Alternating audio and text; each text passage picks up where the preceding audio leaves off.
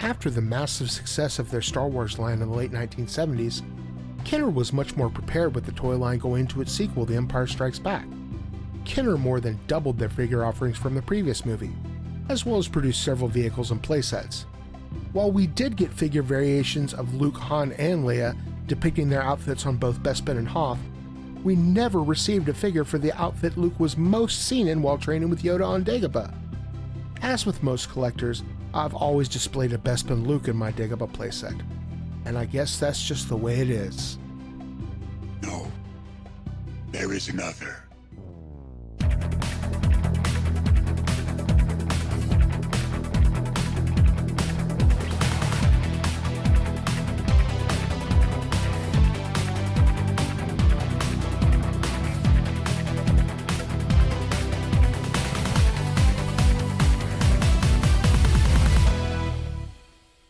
Hello, my name is Brent, and welcome back to Plastic Recollections. Today I am excited to share a new addition to the collection.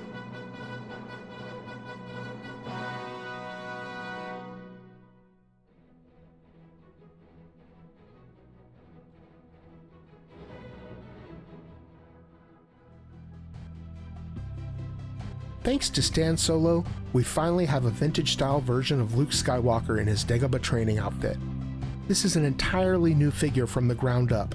It is not just a reworking of an existing figure. However, when side by side with its vintage counterparts of Luke, it fits right in, both aesthetically and logically. Now, we're all aware of the blaster hand shortcomings for most vintage figures. Well, Stan Solo has corrected this as well. Both the blaster and the saber easily and securely fit in this figure's hands.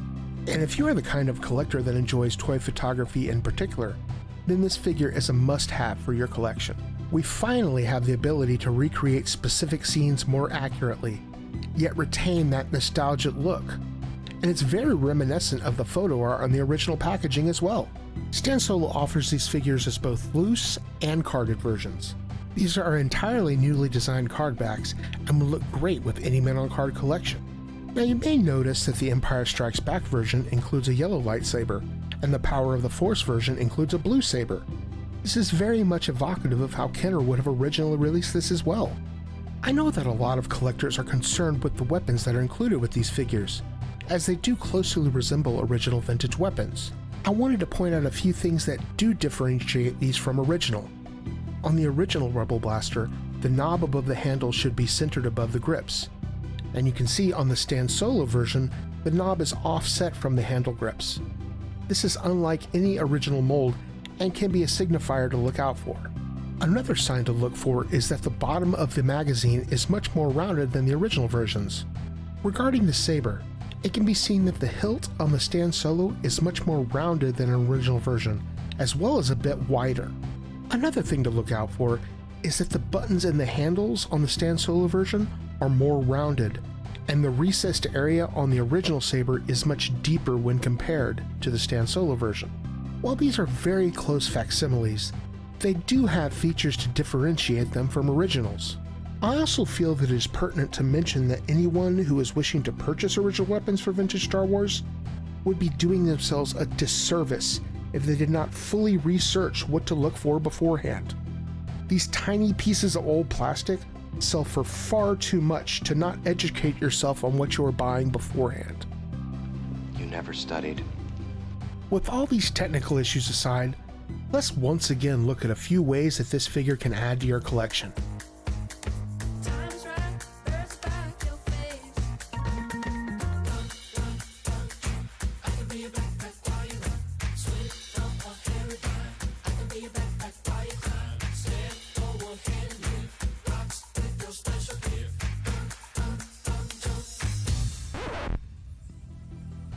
Stan Solo is once again on the front lines, bringing us collectors an item that had only been a pipe dream for the last 40 years.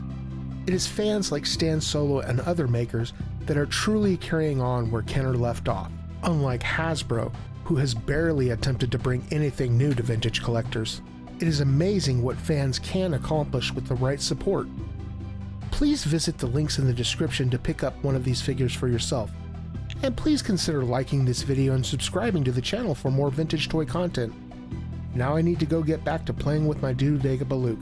See you next time on Plastic Recollections.